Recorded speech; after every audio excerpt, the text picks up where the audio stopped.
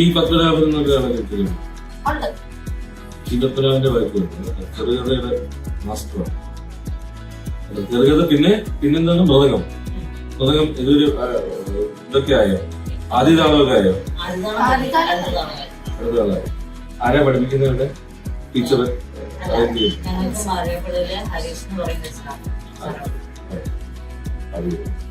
അപ്പൊ പതുക്കെ കച്ചേരിയിലൊക്കെ കയറണം, താമസിക്കാം.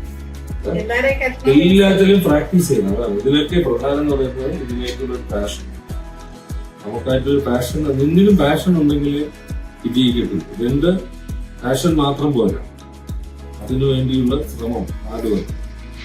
ജീവിതത്തിൽ ഹാർഡ് വർക്ക് ചെയ്യാതെ ഒരിക്കലും മുന്നോട്ട് വരാൻ പറ്റില്ല. അങ്ങനെ മുന്നോട്ട് വന്നാൽ അത് ഒരിക്കലും ശാശ്വതമാണ്. മുന്നോട്ട് വരുന്നവരുണ്ട്, എന്താ പറയാ,